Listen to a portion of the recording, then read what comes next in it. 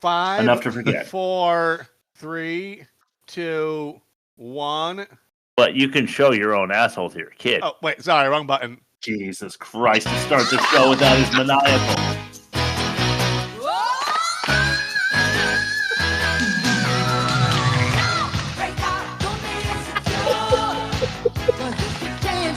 The last 5 minutes before logging on out of the studio. God damn it. Drop like all 12 of my beers, thanks to you. Hi, I'm Gary Woods, and welcome to Dance TV. We have an incredible show for you tonight. So stay this with us fucking as we guy. bring you one solid hour filled with your favorite hits. We'll have world premiere videos, the latest music news from Rookie, enough red hot dancing from our DTV regulars to burn down any house. So grab your fire extinguisher, turn the TV up. It's DTV time.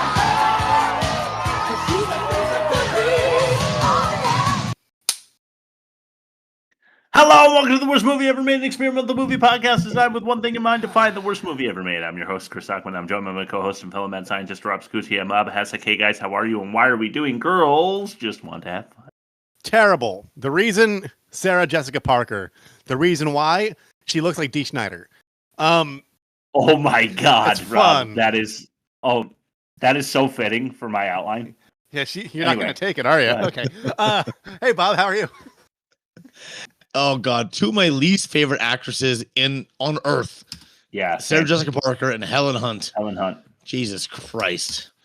Like, just shoot me in the head. Let's talk about this movie. I'm ready. This is so great. Okay. This is so good. Here we go. Bob's explanation. Here we go. Bob, it's time for the best explanation. Hell yeah, Sid. I need that shit. I have my stuff Bob? and my proper keyboard. Let's see how this goes. Love that. Bob? Okay. Okay, I am. 1 second. I forgot to split screen. Here we go. Okay. Yeah. Here goes the shitty alliteration. Here we go. Giddy, godly go-go girls grind with guys. Grappling with a groovy gyration game. Given gramps the gloomy Gus. Groan. Then green light gladness. You talking about like military dad? Yeah. I am. Yeah. So, giddy, Good job, good godly job. go-go girls grind with guys, grappling with a groovy gyration game, giving gramps the gloomy Gus groan, then green light gladness. Yeah, it was a stretch, but it's what I did. So it's actually this is actually kind of succinct because it's not. It's kind of like Electric Boogaloo. It's not much of a story because it's just a big fucking music video.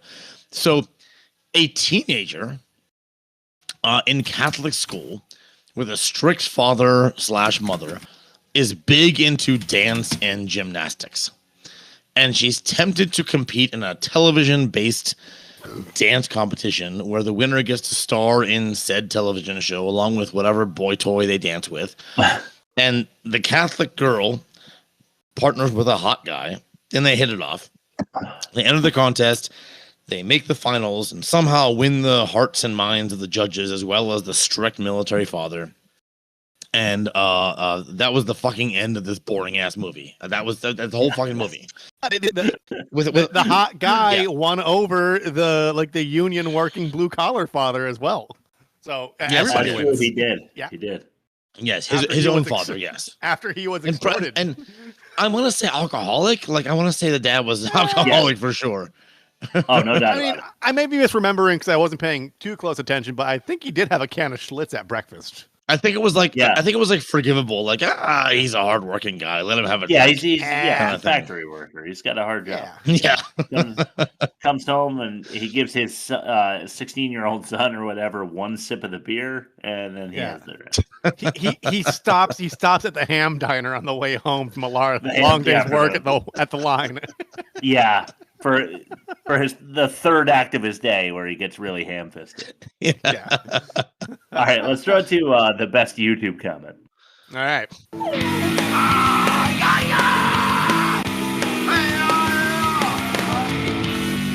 That was a comment from YouTube. Now, I've always said the YouTube comments are like a litmus test or a Rorschach test of the insanity of the people that actually like this. And I think I found peak insanity here. Sick. This was written by Protective Fangirl 2238 9 years ago. I can't believe that Sarah was told she wasn't pretty enough to make it as an actress. Whoever said that needs to open their fucking eyes. She's gorgeous. And 296 people liked this comment and no one disliked it. Wow, that's weird. No one disliked it. Yeah. I know, like, there's beauty in everything, but there's not beauty in Sarah Jessica Parker. There isn't. No. There's none. No. Not even a young Sarah Jessica Parker. Like no. Like young 20-something. Young Sarah Jessica Parker aspires to be a horse, and current Sarah Jessica Parker aspires to be glue. Jesus. Is that yours? Yes, off the dome. I was just thinking about how much I hate her. That was fucking sick, bro. I would say sound clip that, only I don't want any positive sound clips for you. That's fine. I mean, like, just, yeah.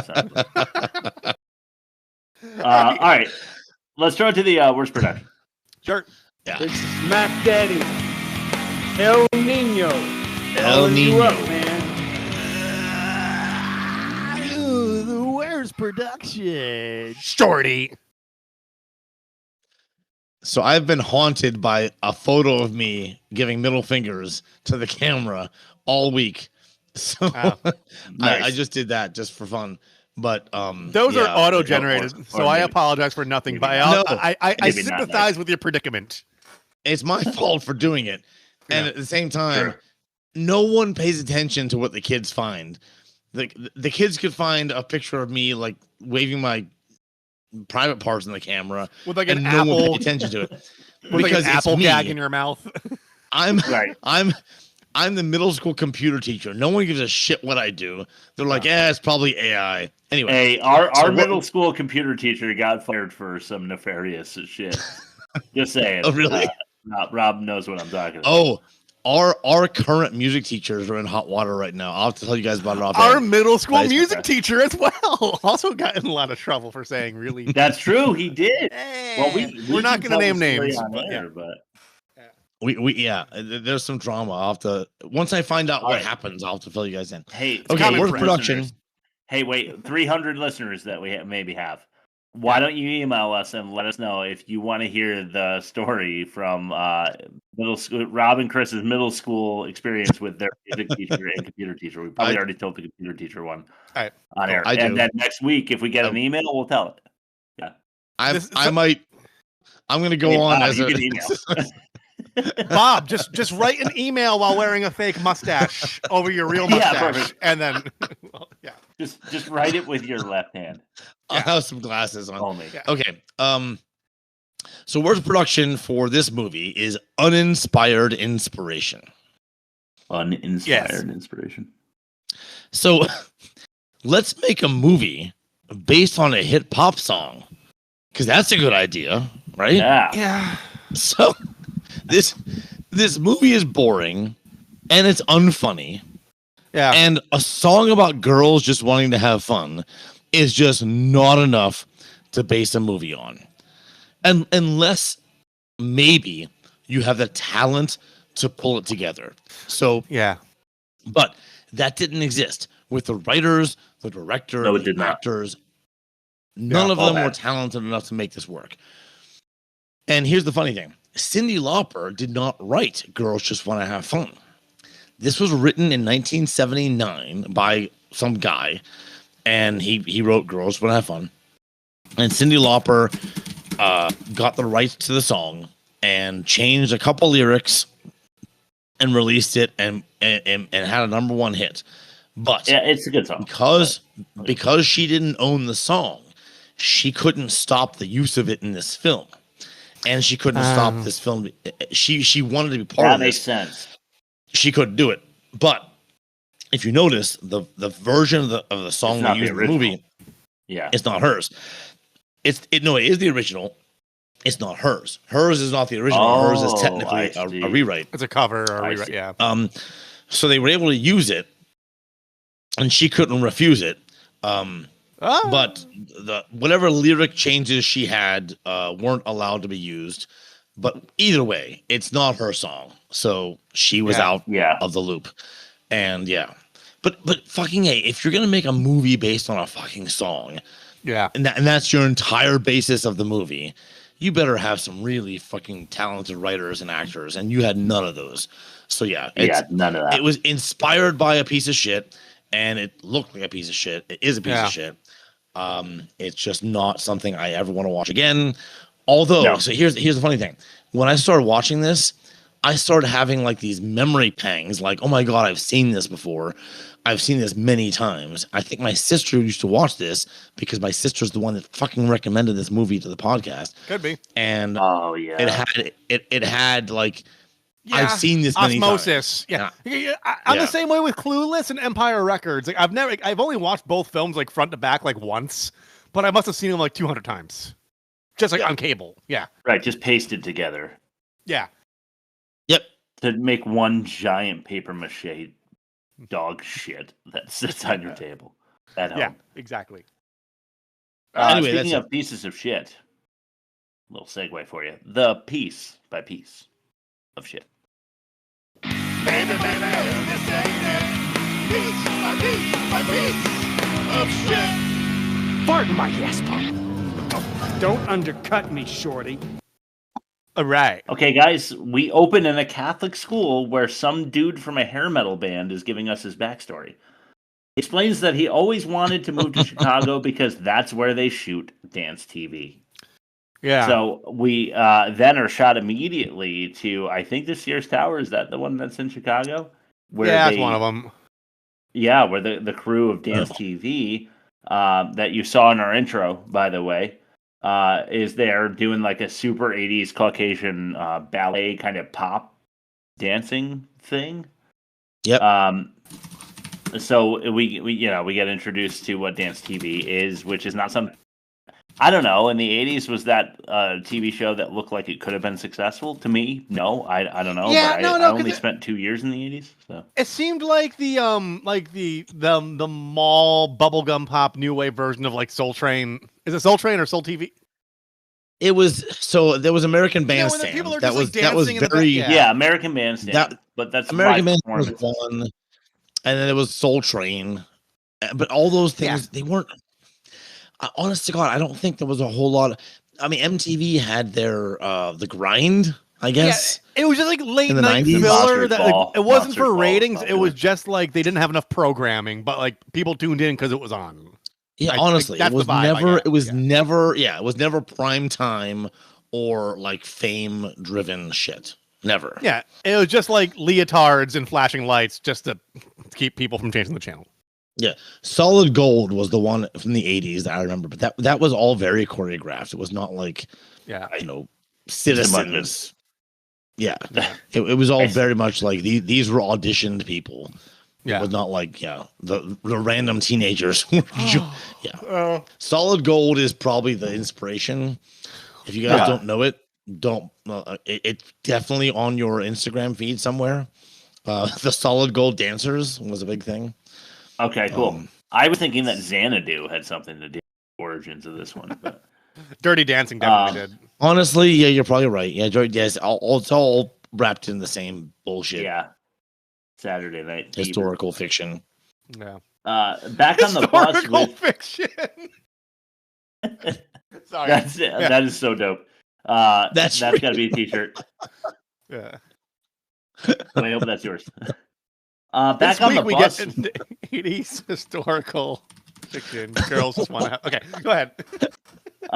Back on the bus with Jimmy the Gymnast. He's talking to fucking Helen Hunt. Kill me now. Helen plays Lynn Stone, a young free spirit who also enjoys dance TV.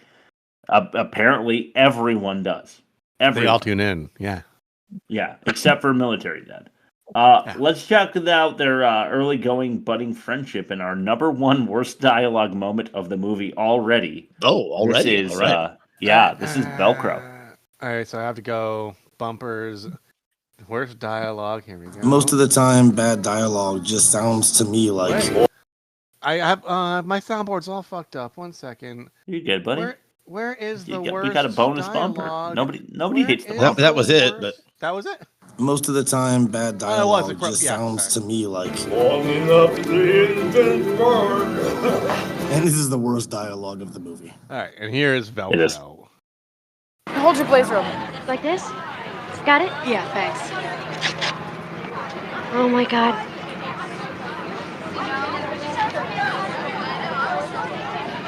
Thanks. Yeah.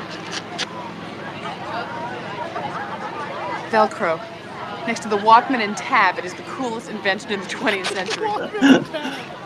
My name's Stone. Hi. And I'm gonna change it as soon as I'm old enough. Why are you doing this? I mean, do you have a date or something? No, I wish. I just know I must be horny. I'm going to babysit. You should see me when I go out. What? What's the matter? What did she just say? She's horny because she's I know going to you're babysit. gonna miss the beginning of Dance TV. Yeah, well, never mind. I'm used to missing things. Well, get over it. I'm not gonna let you miss anything. She's got a 25-inch TV. Oh, excuse me. Come on. And you're sure she'll drive me home? No problem. I'm telling you, this woman loves me. Yeah, because you fuck her kids into submission with your horny babysitting tactics. Jesus. Yeah. What else is Velcro? You know? But honestly, yeah. She says, I know I must be horny. Yeah, she does. That's a really strange. Like she knows that she must be. That's she something is, that sounded, but she doesn't quite know it. She just does know it. She just doesn't quite know sounded it. clever on paper during the first draft, and then they never table read it to see if it actually made sense. That's what I it doesn't make sense. Yeah, and you can't do I'm horny and babysitting in the same fucking sentence. Yeah. That'd be almost as bad as saying you could show your asshole. Yeah. Right.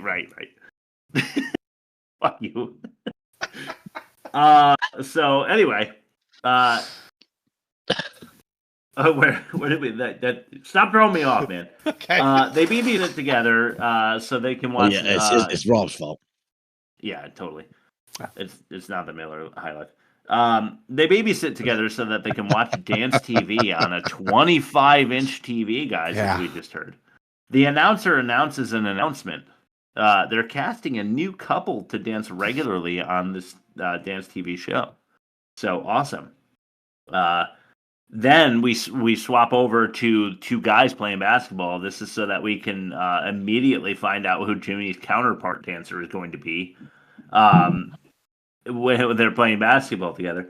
So it's this guy named Jeff and some other guy who's not important enough to remember by name, in my opinion. So they mention the auditions in this little segment, just so that we're sure we know that Jeff is going to be Jimmy's partner. Yeah. So from here, we're taken to the home of Natalie, a pampered little rich bitch who is going to clearly be the foil. So guess what? Go ahead, guess what, guys? They hit it off. Well, they do, but Natalie also loves dance TV. Of course. Can you imagine that? It was so obvious. It didn't even register as like a unique thought you wanted me to have. You know, Chris, I'm taking the Chris avenue in this movie that Chris took for Hobgoblins, where I don't memorize anyone's character's name. I'm just like, that bitch and that fucking dude and the other bitch. I've been going, hey, listen. This week Chris I'm keep trying to mentioning go all back. these names. I'm like, I pitched a review for this movie for work, and I was like, I'm not doing it till after the podcast because Chris will at least have the character name straight. And when I listen back to the episode, I'll be able to write a better review. Well, the last episode was horrible. I was also like super drunk last episode, so I apologize. I did not get any sleep for like 4 days straight, and I drank, and that was a bad call. We also started like an hour after. Yeah, last week was a disaster. If you want to hear us fall apart in real time, just go to www.theworstmovieevermade.com and listen to our Hobgoblins episode. I had technical difficulties. I was this close to actually doing it after the show finished recording. He was. And then I went to bed and smoked a lot of weed. I smoked weed before bed, but you know. Yeah. Right. Yeah, we know how it goes. Yeah. So point is, last week is Mulligan for us. So I have the names this week. No, it was good. It was a good episode. It really was a good episode. Yeah. Well, I'm glad because I don't remember shit. Nice. She wants to be a dancer on Dance TV. Does Natalie, the pampered princess? Yeah. So back to the two boys as they desperately try to infuse some comic relief. Tell me how they do, people. This is Mercedes. Okay. It's all a matter of appearances. If you show up at the audition on a motorcycle, you're a wild kid. But if you tool up in a Mercedes, you're a man to be reckoned with. Drew, when are you going to get rid of this thing?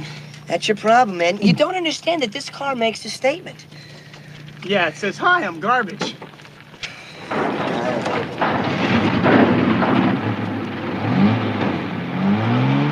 I love this car, I told you. Start, it always starts. Yeah, stop. Does it stop? For those listening and not watching, the alleged comedy in the scene is it's a tight shot of the kid behind the wheel of his Mercedes. Uh-huh.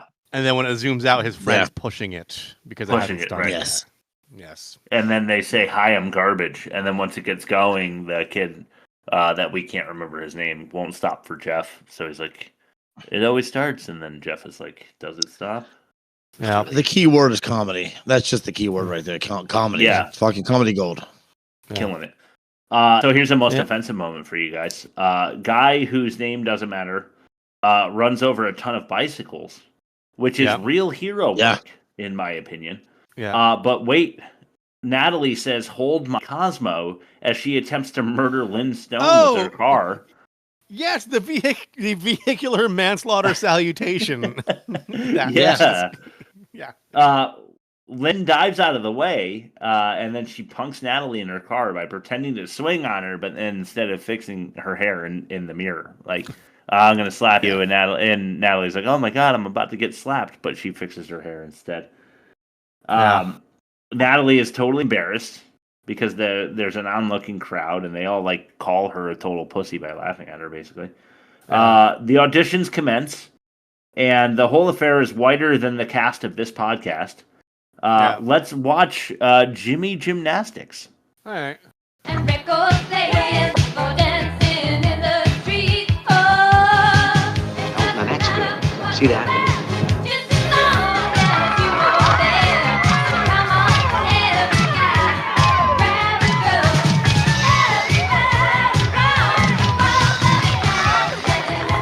Everybody, dancing in the street. Is this the original? No. Watch Not even this. close.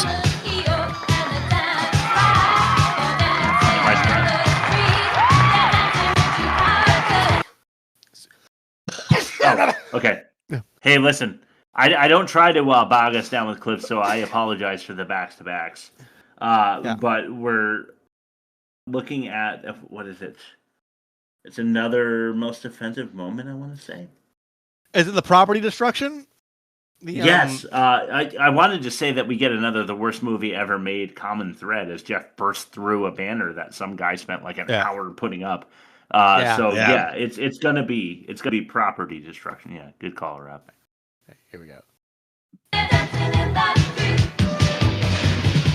up.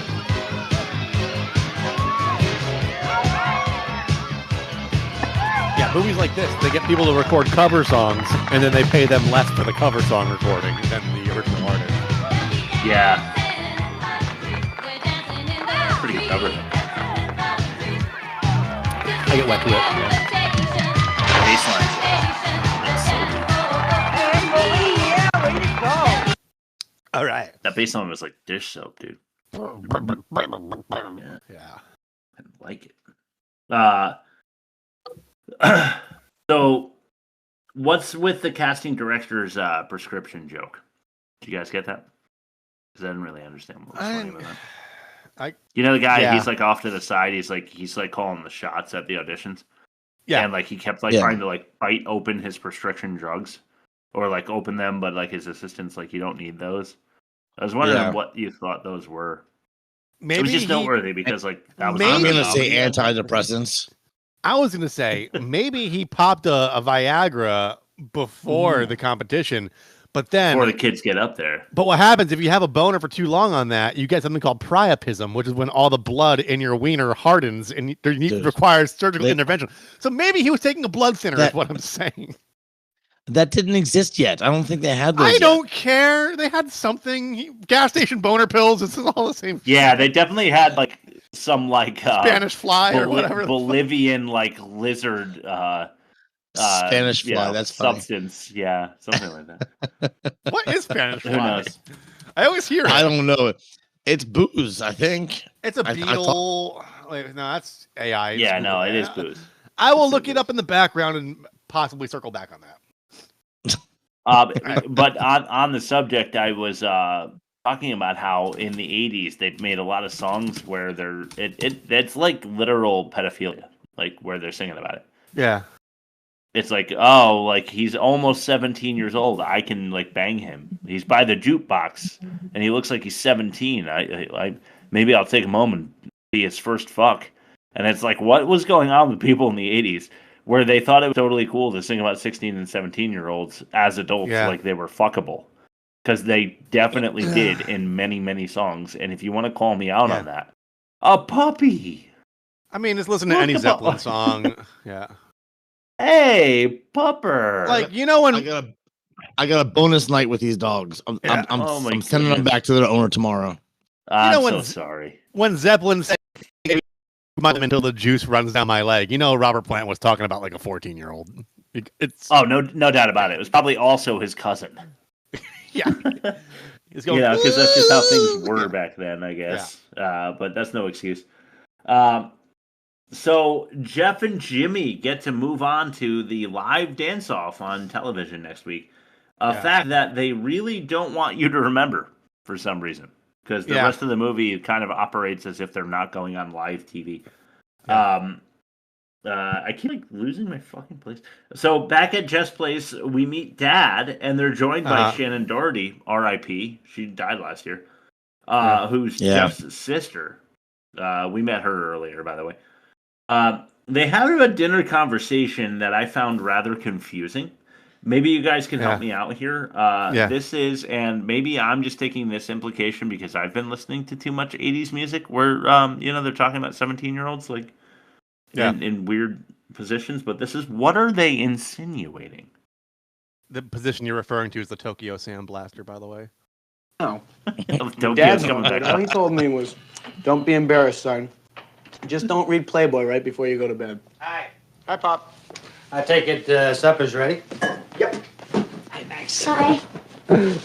So how's work, Pop? Oh, positively stimulating, as usual.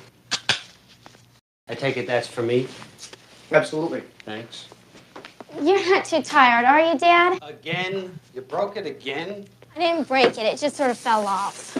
Mags, I don't understand how that doorknob keeps coming off. I mean, that's the 4th time this month, Thank you, Lord, for this food.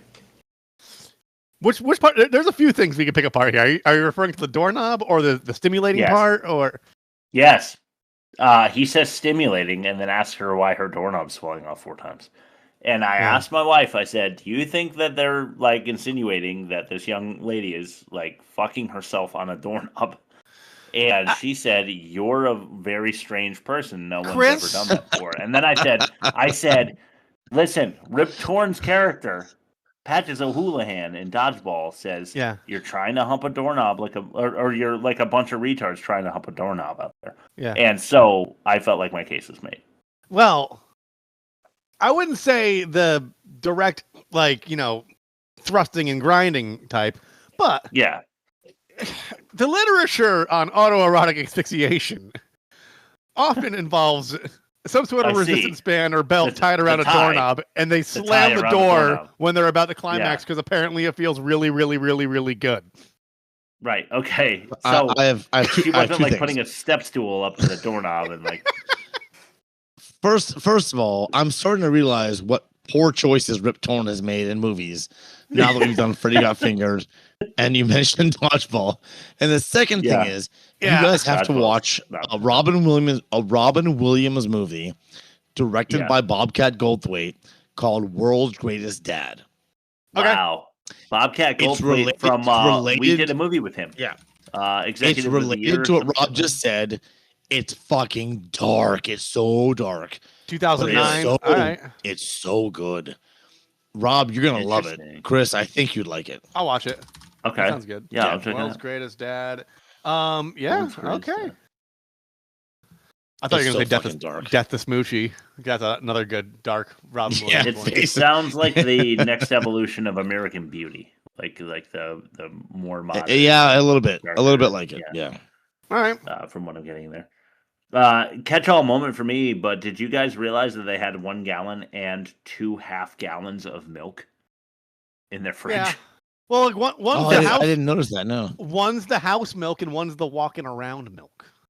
And then what do you have for the other milk? One's for baking and one's for that's backup walking. So if you get mugged, you Backup gotta have a decoy milk. Dad's got double give me all your walk-around milk or your milk. girl's gonna get it. You're like, all right. You give him the first walking around milk, and then you slyly sip. You off to the side of the second one.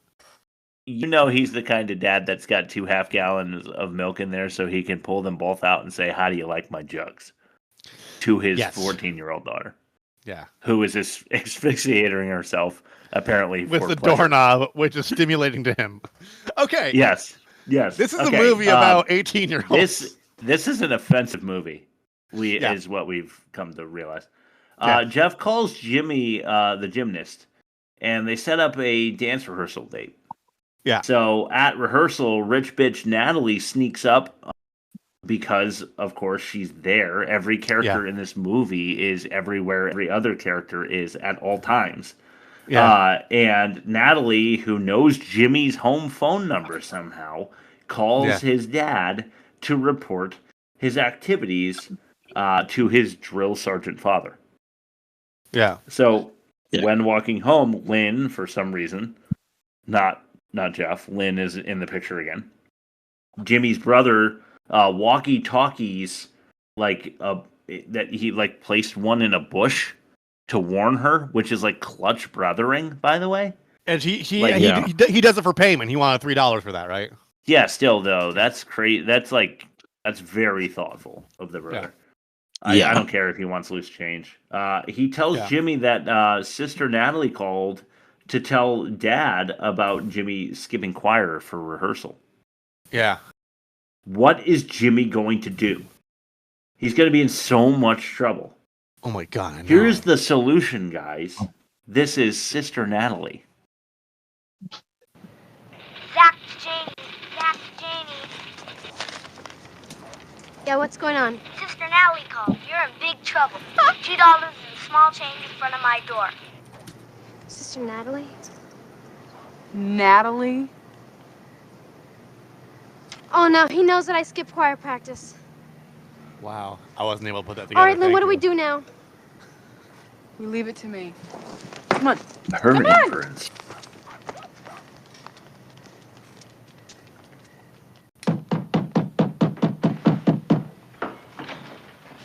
Okay, kiddo, you're home, you're safe, you're alive. Oh my God, what happened? She overdid it. It was gymnastics tryouts.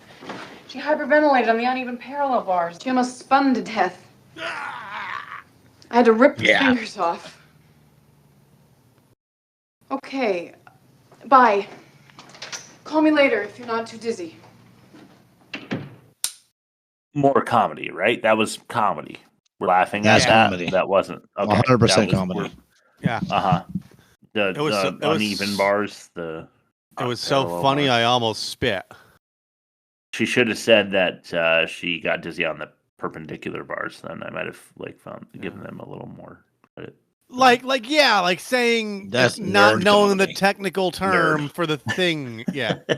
No, but like her like trying to talk her out of it, but not using the right technical term for the thing that she should know if she's in her class. That'd be funnier. You'd give her credit for like your parents are never gonna know like any gymnast terms because they don't care about you. Well, they're I helicopter guess. parents, Throwing it in though. their So, face. yeah, true. So the next day, Jimmy and Lynn go to the mall, and they find out that rich bitch Natalie is throwing a country club party, which, by the way, I have a myriad of issues with. They get the invite from Nameless Dude, and they make 150 copies of it by Xerox, basically, to distribute all over town as a harmless prank, I guess. Yeah. What's Is it harmless though? I think it's harmless, but it's not. Yeah, go ahead. It's not. I mean, as it turns out, it's definitely not. But it's not. That's not like a joke that you play on somebody when like you're just trying to get them back. That's like a joke you play on somebody when you're kind of hoping they get hurt. You know. Yeah. In the montage where they're running around town and spreading these invites out everywhere, there are a couple of really jacked girls that come out of a gym and they lift a car so that Shannon Doherty can like get some pamphlets. And then I wondered, I'm just gonna say here, what's with all the jacked girl jokes? Because there are numerous. It's funny that girls can be strong jokes. Yeah. I'll tell you what though, that was the highlight of the movie for me. I'm like, these girls are definitely better than anyone else in this movie. I want to see their story. I want that backstory. Yeah, you're picking up a car, like you two are picking up a couch with grandparents on it. I would be curious how they could slap me around. Yeah, you know. Hell yeah. There used to be this good subreddit that was called the Female Muscles. And it was just like girls who like went to the gym like regularly and they were fucking jacked. And I was like, I can't tell whether or not I find you pretty or intimidating, and I'm intrigued. But now, like many subreddits, it's just porn. Yeah. So like I don't really look at it anymore. But like I was curious, you know, like pretty girls with gigantic muscles. Yeah, you want to know if they'll like be proper at a nice dinner or if they'll just take you to grappling school. Yeah. Yeah. So we're about halfway through, so I'm just gonna throw this fact in there. Yeah. Apparently this movie was the debut film for 12 of the actors that were credited with lines and everything. Like 12 actors who actually had lines in this movie. This was their debut film. That makes sense. 12 of them. Because no one with experience would have taken it after reading the script. So like this is a stepping stone to something more fruitful, like Sex in the City. And other that's funny, but it's so fucking true, Rob. Yeah, it's very true. But there's a reason why so many great actors start out in like these shitty ass like the thing that came from the lake. Like it makes me work. It's work. I'm thinking about like Dongren and Courtney Cox. Yeah. Together in fucking like what was that? Masters in the Universe, right? Yeah. Yes. So just to tie the bow on the jacked girl thing, fuck, and now I lost my thought. Shit. It's funny you said tie the bow, and tie bow was a thing with Jack. Oh, Chris is drawing a Billy blank right now. Chris, you're wow. You're on, Chris. I'm totally gonna give you credit for all that. I had something. I had something on the jacked girl thing. I really did. I want to get back there. You know, you want to tie the bow on the jacked girl. I like to spend time there. Oh, I was gonna say that every guy's got kind of a fascination with the Futurama Death by Snoo Snoo thing, like. Yeah. Right? I mean, like, you kind of want to know what it's like. Like, if you were going to die, it's a good way to go. If you want to die, if there's of all the ways to die, getting your like skull cracked like a walnut by two massive thighs doesn't sound bad. No. Right. Yeah. No, I'll take it. Yeah. It's one of the best ways to go, I think. So now we are transported to Natalie's party. The Grateful Dudes. I don't know if you guys caught that. Was the name of the band. Which I can't, like, I'm debating back and forth whether or not I love that name. The Grateful Dead, the Grateful Dudes. It's pretty funny. It's not bad, yeah. What's his name? The guy that we don't care about at all is waltzing around the party, and the director decides he needs to have an entire scene. So we're gonna watch that. Yeah. With sculpture.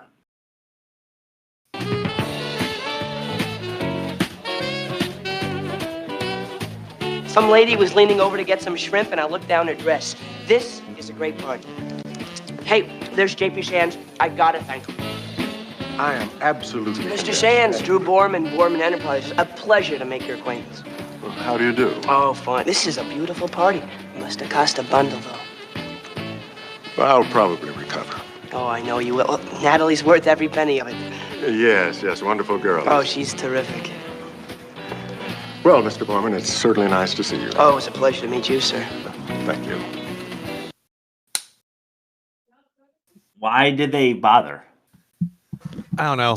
What did that That's add? Jonathan Silverman. They wanted to. It was just a conspicuous consumption.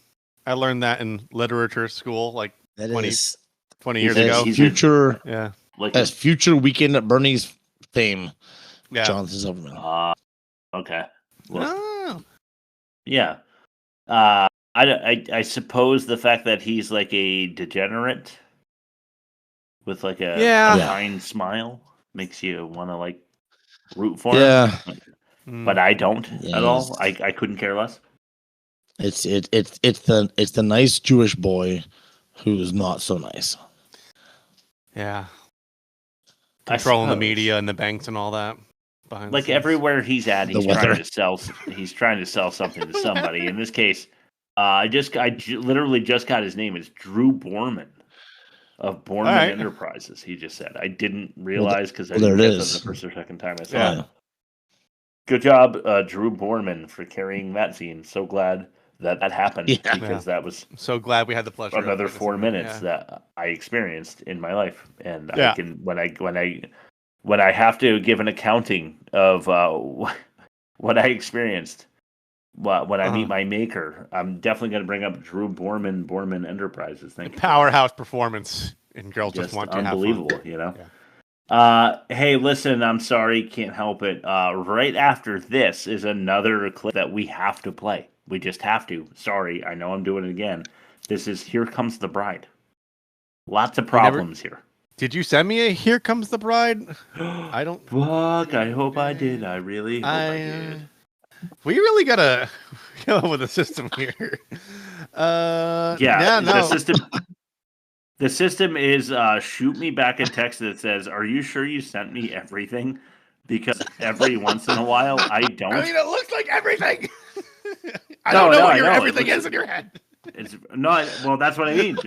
Just text me and be like, "Hey, dumbass, did you send me every clip you meant to you send me?" You send me a comprehensive list, and I go, "Are you sure?" Yes. Seriously. Noted. Okay. That's what my wife there does. She says it in different words than that. I have Tune in Tokyo. Is there anything related to what you were about to play? No. That we can't play? So let me describe the clip that I'm too dumb to have included into the outline. Yeah. Here Comes the Bride includes some really fucking important shit that I really wish I fucking included in this fucking outline because I'm dumbass. I fucking hate myself. I said before I introduced the clip that I have a lot of questions. So J.P. Sands, the father of Natalie Sands, I assume, is throwing this country like lake. I'm not sure. He's like. Can you talk more expressively with your hands?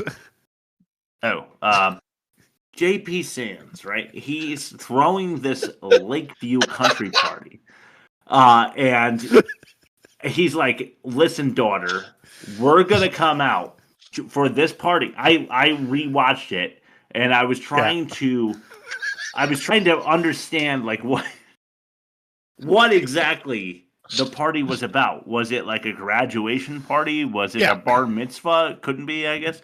Was it like what was the point of the party? Yeah, and it's just a party. Yeah, it's just a party that she's throwing at a country club, which is dope. By J.P. Sands. But my question is, she comes out to Here Comes the Bride, the song, with her dad arm in arm. Why is she coming out to Here Comes the Bride at a high school party? Royalty free? That's the only thing I can think of. I guess. Yeah. Just I don't royalty know. free. Was it at that point? I'm not sure. Who knows? 1980? Who knows? Also, the other question that I had from this clip, then we get the barnstorm of all the people that they Xerox copy invite, spread the invitations to. First of all, at least all of them showed up. Second of all, why did they all show up at the same time if they Xerox the copies for the invites to the actual event? Why didn't they show up on time, not an hour after the fucking party started? Because they're punks. Yeah. All 150 of them showed up exactly at the wrong time? Chris. Yes, Chris. Oh, okay. Yeah, my bad. Good point. I didn't really think about it that way. So back at school, Lynn distracts a nun. And I wish I clipped this, Rob, now. So that Jeff can discuss more rehearsals. Fuck, this movie is boring. But wait, a nun on a hobby horse? I wish they didn't know how funny that is so that I can hate this movie more. Because I'm pretty sure they did. Yeah. Here. Oh, it's that's the nun on the pommel horse, and the caption is all cheering. Yeah. All those girls are cheering. So that's not a hobby horse, apparently. That's a pommel horse. Yes, it's a pommel horse. Correct. A horse who has been pummeled into a tiny leather pommel. That's not a nice thing. That's not a nice thing to say about Sarah Jessica Parker. She does look like a pummeled horse. Yeah. A pummeled horse. Yeah. Good point. Is she in this movie? Because as far as I know, there's Helen Hunt and then just a bunch of dudes. Yeah. Oh, and Shannon Doherty. So yeah, I'm very bored by this movie. Fun fact: Shannon Doherty is the only actor in the movie that was around the same age as her character.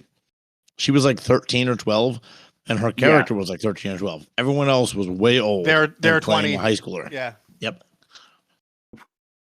Fuck! I wish she was a little bit older with all that fixation doorknob stuff. Oh yeah, well, you're saying some pretty awful things about that. Yeah, go ahead. The nun finally catches on and blows a rape whistle at Jeff. Yeah, I guess. I don't know. And then back home again, because fucking kill me. Jimmy sneaks out, and he's greeted by a Doberman pinscher on a chain, which is a recurring joke again. Yeah. Where we have to worry about this Doberman pinscher, but we definitely don't because it's not going to eat our lead actress. So I don't want to speak ahead, but is it Jimmy that walks out in frustration to check the mail and just does a backflip to center himself, then walks back inside for no reason? Oh no, that's Jeff. Okay, Jeff. Right, yeah. The other lead. He does. Yeah. He's practicing his gymnastics. I'm so miffed. Okay. Backflip. Just to prove some kind of point. Yeah. So yeah, the Doberman, most offensive moment for me. The Doberman only lives outside. Which, I don't know. Are we in an apartment building or a mansion? I'm not sure. But it's kind of fucked up that the Doberman's always outside. Doesn't matter what time of night. So anyway, she snuck out by a tree limb to meet up with Jeff.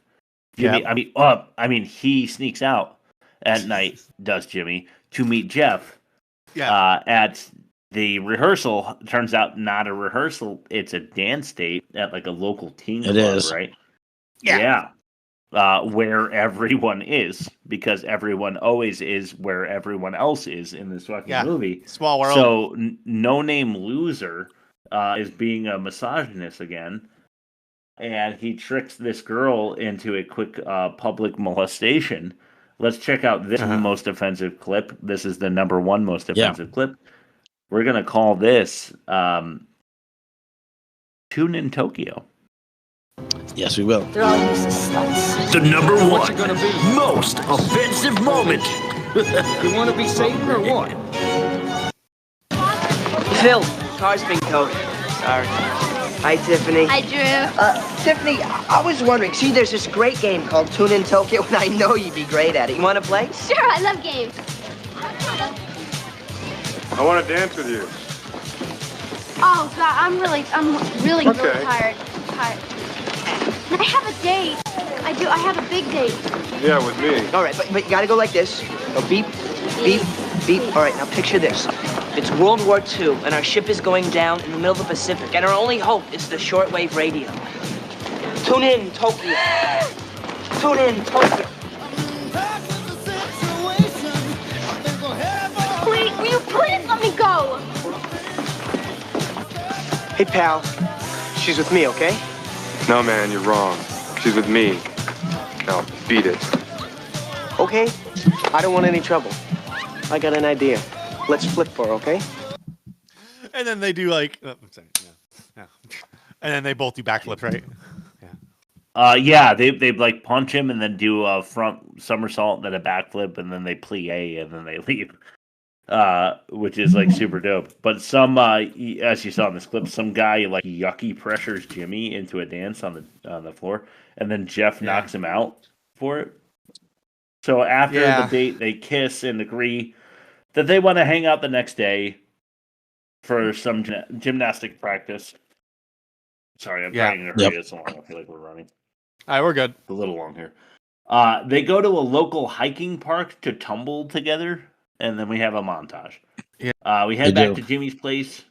Jimmy's military father wants him to go see his grandma because there's a C-130 transport leaving tomorrow at 0800 hours. Oh, that's natural dialogue if I've ever heard it. Yeah. And that leaves tomorrow, so it conflicts with with I don't know how to read with Jimmy and Jimmy's dance contest. Poor Jimmy. Yeah. Jimmy and Jeff. Jimmy and Jeff are just trying to make it on the big screen, you know. But 0800 hours, we got a C-130 transport heading to grandma's. Yeah. So Princess Natalie's father, who was pressured by Natalie herself to try to like rig the dance contest. So JP Sands, the guy that was the father of the bride at the Here Comes the Bride party. Yeah. He corners Jeff. And he's like, listen, I'm going to fire your dad if you don't like give up on this whole dance. I want to destroy your father's livelihood over a dance program that neither of us care about. Right. Yeah. Which has like a lot of legal, entanglements. Yeah, for I'm pretty JP sure it's Sands, called which extortion. He is willing to risk. Yeah. Yeah, he's willing to risk all of this in order that his daughter lands a dance TV show thing. I think if he is the kind of dad I know he is, he's going to just get his daughter a cushy lawyer job for $700,000 a year. Whether or not she's qualified. So I don't know why he gives a shit whether or not she's dancing on a TV show. Yeah. So anyway, if Jeff doesn't blow the contest, his dad is fired. That is only fixing one variable, by the way. Yeah. Because they're not the only two people in the whole dance contest. So what if he throws it and then the Natalie still loses? Then what? Yeah, there are two sisters who are quite good, in my opinion. Mirror Image, I think they called themselves. Yeah. I was rooting for them, honestly, because I didn't give a shit about anybody except for Mirror Image. I thought they were doing a great job. They were really cool. But of course, they're black, so they only got about 7 seconds of screen time total between live auditions in the field and live auditions on TV. So they didn't win because they weren't seen enough. So Jeff meets Jimmy for rehearsal, and they argue, and Jeff won't fucking say why he's being like so aggressive. He's not, for some fucking reason, he's not telling her why he's so aggravated. Yeah, I would have saved a lot of runtime. Oh my god, it's so aggravating, dude. I was so mad. Here's more terrible dialogue, but we're actually going to call this the worst acted clip of the entire movie. This one is rigged. Well, if they're not the worst actor, They're all useless sluts. this is the worst actor. All right, so who needs music anyway? Let's go through the routine. Do you want to warm up first? Look, would you quit treating me like you're the star dancer and I'm some poor little clod you got stuck with? Not everyone needs to warm up. Yes, they do. Oh, excuse me. I forgot you were also the authority on warming up. Valid. She was valid. Look, I don't know what's bugging you, but I think that we should talk about it. I said no. I'm not dancing with you until you calm down. What, are you threatening me now? I mean, that's what you're doing, right? Well, forget it. I'm sick of this whole thing anyway. God, you are so naive, Janie. You think we're gonna win this thing? We're not gonna win. We're only gonna be in the stupid contest to make it look fair. But it's rigged. Everything's rigged. So what? You're just gonna quit? I mean, just like that? Yeah, it looks that way, doesn't it? Get out of here, you make me sick. Thanks. I'll try and return the compliment someday. Thanks. I'll try and return the compliment. Is that even like a comeback or a jab or? All right. Saying, So that was I'll gonna be the consider third. being mean to you some point in the future if I feel it necessary. Good day. Okay. So I thought, and we'll just get this out because I had 3 contentions with this particular clip. When she says I'm sick on you or of you or whatever.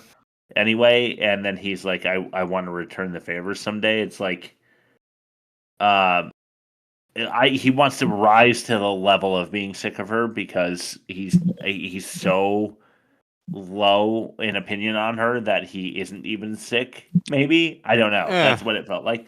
Yeah. But I love how we're just working backwards. She's like, get out of here. While he was already leaving, it's like you can't fire me. I quit. You know what I mean? Like, have you seen Waiting? Why would you ever use that line too? Is like, if they fire you, can collect unemployment. If you quit, you can't. So just just take a knee take a knee, and then go to the unemployment office. But I love how before that moment where he's cornered by JP Sands, he has no idea that it's going to be rigged. And then he comes to this thing and he's like, you're so naive, Jimmy, that you would think that this thing isn't rigged. Like, you obviously had no idea. Got dropped on me 5 minutes ago before coming here and being a total And he's dick. like, you're just like a child that you didn't know that. Yeah. Like, immediately you gotta open your eyes, man. Yeah, exactly. So, the argument happens and somehow it's like they have telepathy or something. So Jimmy and Jeff make up and fucking we're off to the races. So they are doing the televised dance off thanks to Lynn, who drops a rope off the roof so that Jimmy can climb down with Lynn and get off to the show, right? Yeah. Because Dad removed the limb on the tree. So thank God for Lynn, who shows up like a fucking ninja. I don't know how they contacted each other. I don't know how she's in lockdown. Her room is wired. I don't know how any of this shit happened. It just was very interesting to me. Yeah. So Jimmy can escape, and they run off, and all the.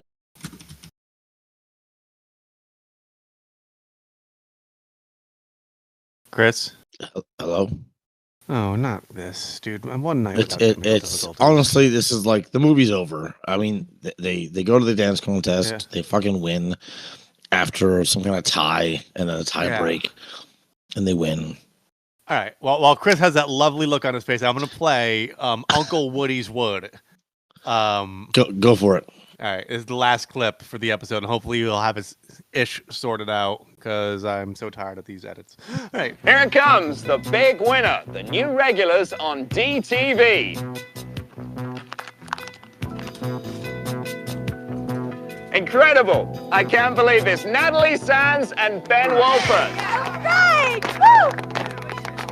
And Janie Glenn and Jeff Mullane. We have a tie, and that means we have to have a dance-off to find the new DTV regulars. And we'll have that dance-off right after we do this, so stay tuned. and that's still going. And that's bullshit. This movie. Get off my tail, butthead. Down the hall.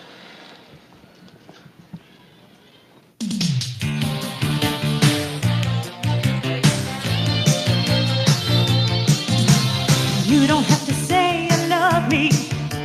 It doesn't matter what you say. You don't have to say you love me.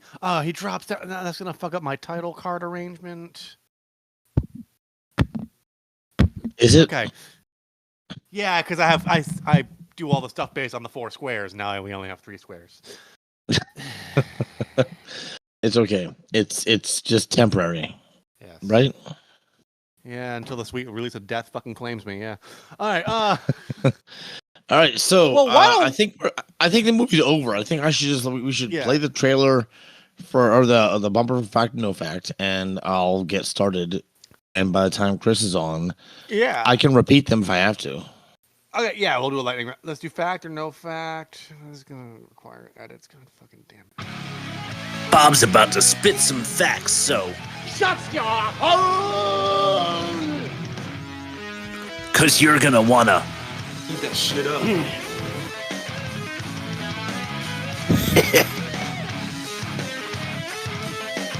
Oh right.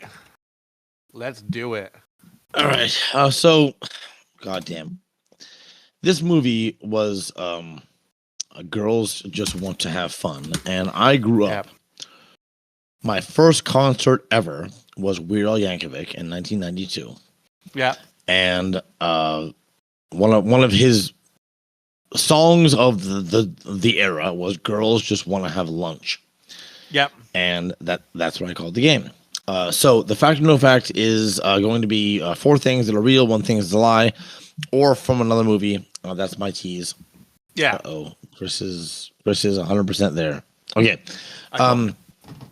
So here we go. Out of the 5 things. First one, Natalie. That's the character that her dad had the party for her.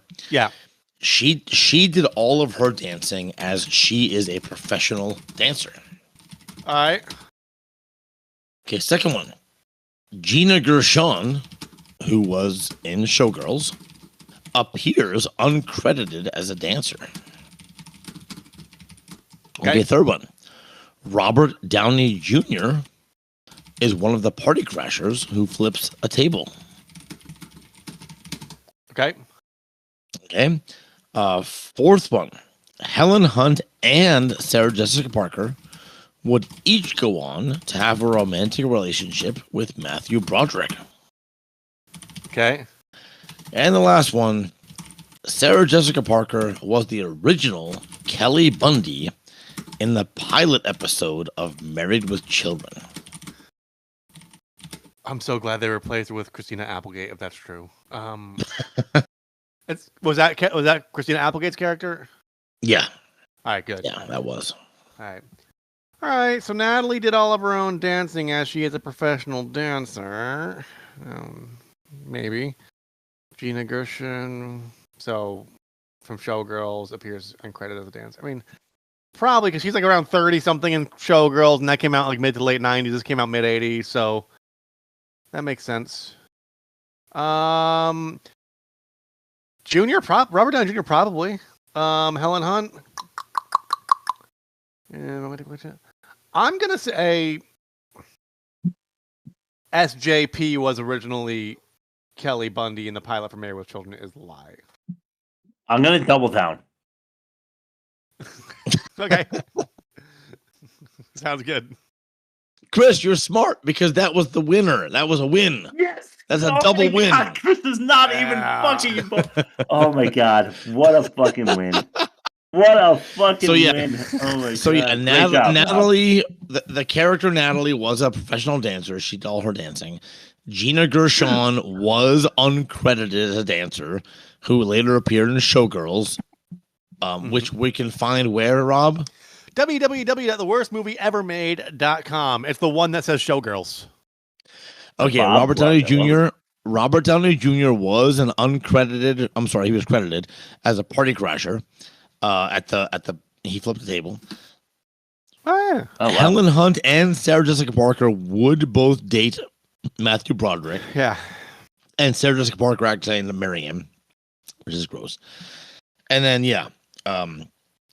Sarah Jessica Parker was not the original Kelly Bundy, but there was a different 80s actress who was. Mm-hmm. Who was in some other fucking 80s movie that I looked up. It doesn't matter. You guys both win. Congratulations, you're awesome. You're winners. Wow. Let's move on. I can't believe that my work paid off on that. The reason I knew this is because the YouTube comment, which was aggressively defensive about Sarah Jessica Parker, was like, "There's no way she's not pretty enough to be in movies." So I figured they probably thought the same thing about her for TV, which means she wouldn't have gotten the audition because she's ugly. Yeah. Okay. Anywho, she is ugly. What we're watching? Is that what we're doing? But again, was she in this movie? No, just a horse with no name. Yeah, it was Helen Hunt opposite Dee Snider as the two Catholic girls. Yeah. All right. Yeah, let's start to what we're watching. We're not gonna I take bet you that it. virgin bride tastes just like cherry pie. Cherry pie. I'd eat that shit up. Okay, let's take a bite out of what we're watching. Out of curiosity, how did you guys end the movie? Did you say like they win? That's it? Like something like that. We play the clip, they win, and then everybody. You want to read what you have? No, right. because the movie just fucking ends abruptly. The best part though, it does. What's her name? Heidi or what? The bitch. Natalie. Natalie. I love how her dad's like, "Fuck you." the credit rolls. Shut up. Yeah, shut up. Yeah, that shit was great. So what are you watching, Chris? I'll go first. Yeah. I don't have much to report. I am a reality show loser. So we started Love Island US, which people rave about. We're Love Island UK people. Who raves about it, Chris? Tell me one person who raves about this. Have I met them? Steve from corporate. Okay, is cool. constantly raving about it. It's. I've seen one episode. It's the same so far. Nah, almost a nah for me. So that's what I got. Go ahead, Bob. Get your plug in. I'm going to give a shout out. I'm going to give a shout out to Point Park University.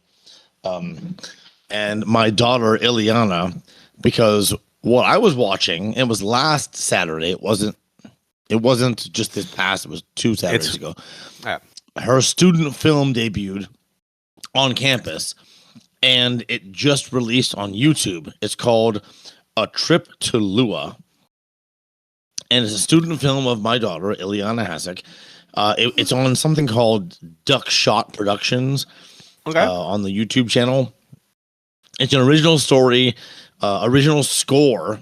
So another student actually composed like a classical score to this fucking movie. Edited, filmed. There's like 8mm footage. There's regular digital footage.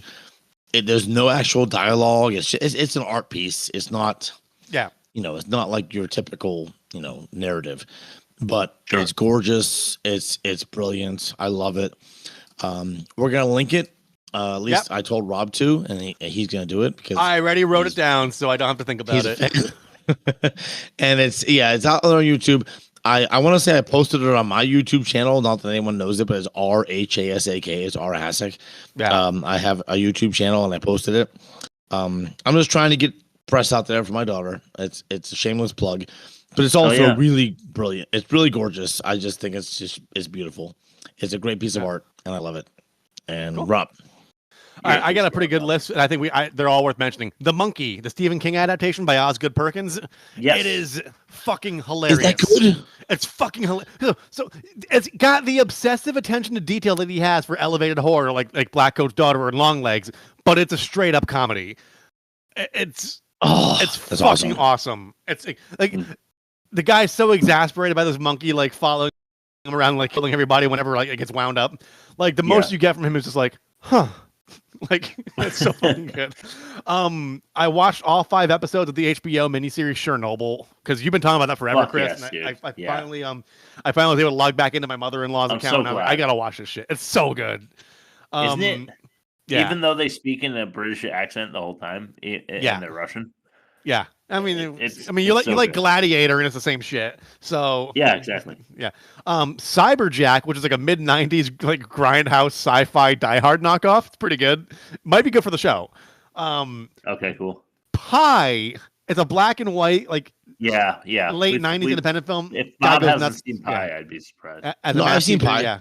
Yeah, of course. No, And it's then- it's that's one of isn't those that Darren movie Aronofsky? Yeah. It's like one of his earlier ones. Yeah. Dude, his stuff is brilliant, and that's a kind of a hard one to watch. But yeah, that's a good one. It is, And- but, it is, but it's entertaining. There's something about like the obsessive nature that's like. And super finally, fun one. Tim Robinson's new series, The Chair Company. If you like Oh, Tim is that good? Robinson, it's so good, dude. It's the same character he always plays, but like he falls off a chair during a business meeting, and he thinks it's a conspiracy against him. And it goes like the same ridiculous way all his other stuff does, but like it turns out like he might be right. So Oh, God. it's just him trying to hunt down a chair company because He's from I Think You himself. Should Leave, right? That's like where Yeah, he got to start. I think you should leave in that Paul Rudd movie, Friendship. Like he always does the same kind of character, but he does it at varying the right dialed in amount. So it's really yeah. That's it. Yeah, I think the clips I've seen of him, he's funny. Yeah. I don't do fucking shit. He's pretty good. Yeah. The like driving The driving crooner. Yeah, that's right. Yeah, with the cigar and the hattie cowl. So dumb. So dumb. Yeah. Well, you have to park right next to me or it doesn't work. Bob doesn't appreciate because he's No, I do. It's just too much sometimes. Yeah. a little, he's a little. Yeah. Bob's a little. All right, so credit names. Is the credit names next? Yeah, let's start the back Say credit. what you want to, motherfucker. Say what you want to. I don't give a shit. Just do the finger motion. Olive Dunbar, Rocker Veristique, Clay Boss, Biff Yeager, Chuck Gaylord, Lean and Reen Scott, Dal Winkler, and Dick Blade.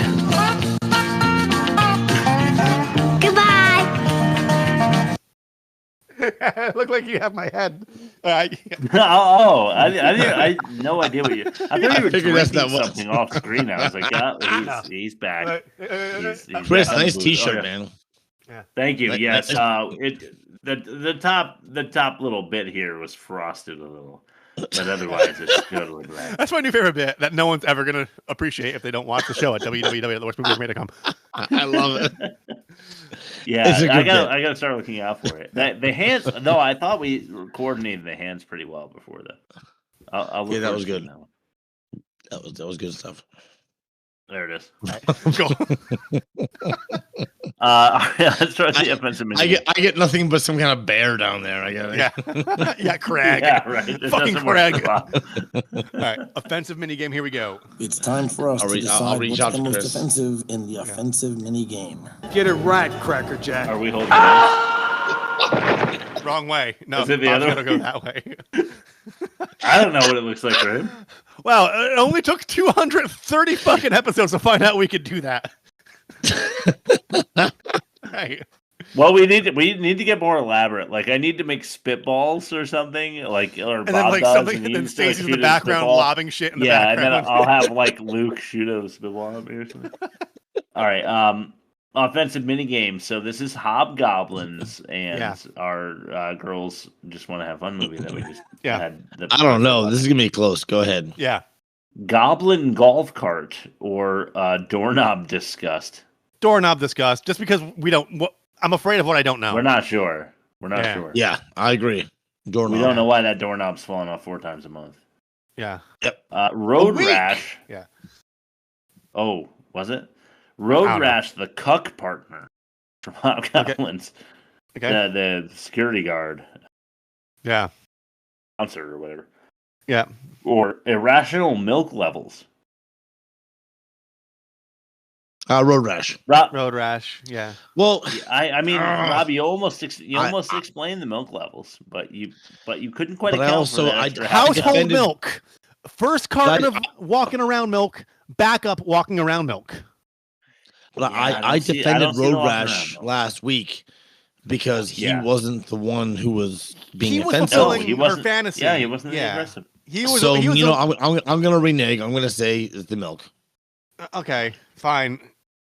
I'll Rob, go you milk. can't have a backup walking around milk. You're right about the walk around milk.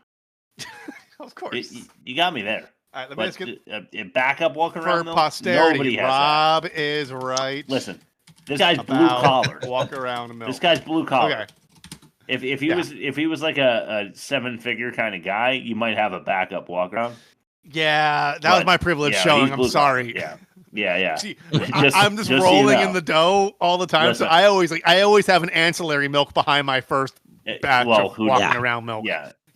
You gotta have. Well, we're all successful, very milky podcasters ourselves. Yeah. So we get it, but not everyone does.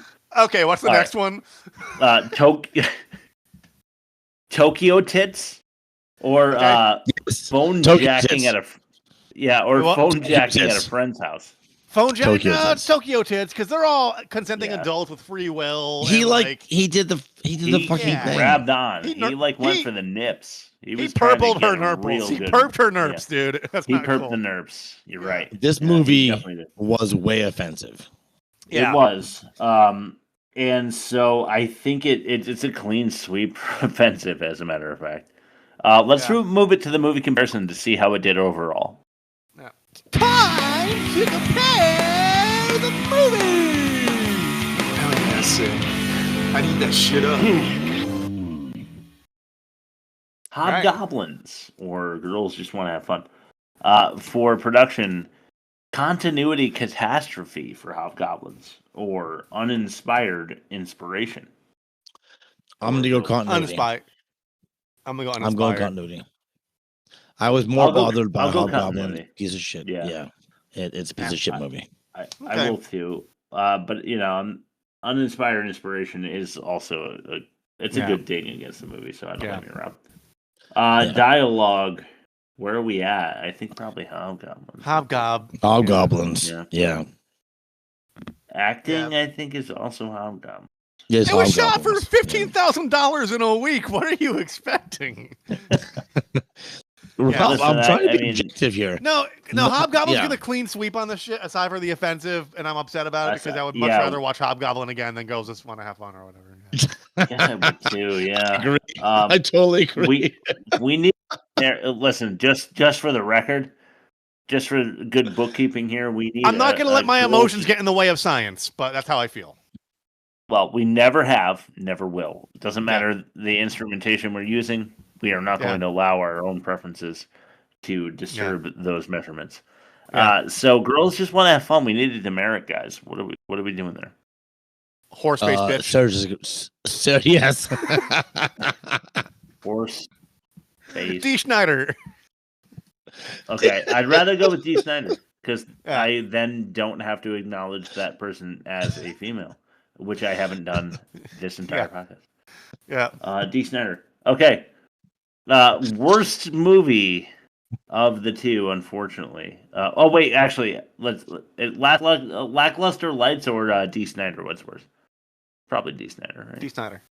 Yeah, D. Snyder. Okay, but it doesn't matter. Hobgoblins is the worst movie so that's far. right.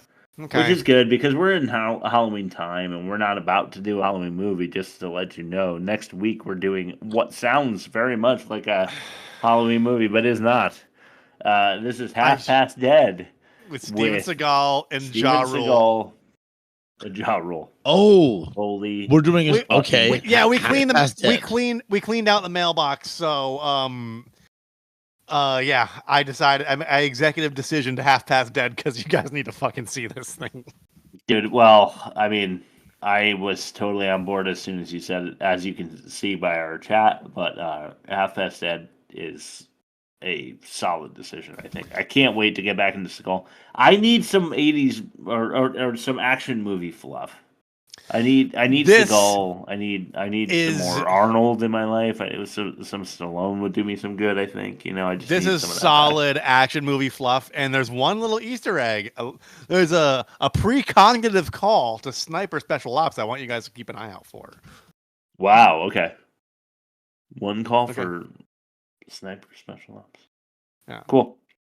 Yeah. Rob, why don't you plug us, send it to Bob over for his last word? www.theworstmovieevermade.com, and you can go to YouTube, you can go to Spotify, you can go to Apple, you can go to Google, you can go to Instagram, you can go to TikTok, wherever you go, we're gonna be there waiting for you. We're just gonna be sitting there going, hey, it's nice to see you. Fancy seeing you here. So you just go to www.theworstmovieevermade.com. You click on that button, you smash the subscribe, you turn on the notifications, we'll be there. And if you don't seek us out, we'll find you. Go to the email, hit the email button, and send us a request, and we'll watch it, and we'll talk badly about you. Bob, last word. Twisted sister. Twisted sister. I wish I had I was gonna put the song, but I've been getting so many copyright takes lately. I decided against it. All right, we will see you guys next week with Half Past Dead, starring Steven Seagal and Ja Rule. Oh fuck. Okay. Ja Rule. Fuck. Ja Rule. I got a delay. I was trying to do the flam of Firefest name. Yes. You guys haven't seen Firefest? Have you seen the Hulu one? Yeah, dude, it's so good. Fire Fraud. It's the only Fire Fraud. That's right. It's the only thing I've ever seen listed as a documentary comedy because the guy's so deluded. Like, yeah, he thinks he's in jail and he's like, oh yeah, I'm gonna get another one going next year, and then he does. Yeah, I'm good. Yeah, right. Sounds like historical fiction, but it's true. Nah, it's not. I start the write-up. This week we get into 80s historical fiction. Girls just want to have fun. Thank you, Shay. Thank you, Shmave. JK, Slow Drip, Mitch McKay, Dustin, Joanne, and Kayla. And I guess. Yeah. I guess. All right. Kayla. Bye, Jelly. And to all of you, thank you for listening. Bye, Jelly. What's it called again? Half Past Dead. What's this? Half Past Dead. Okay. It was like it's like 2000 and late.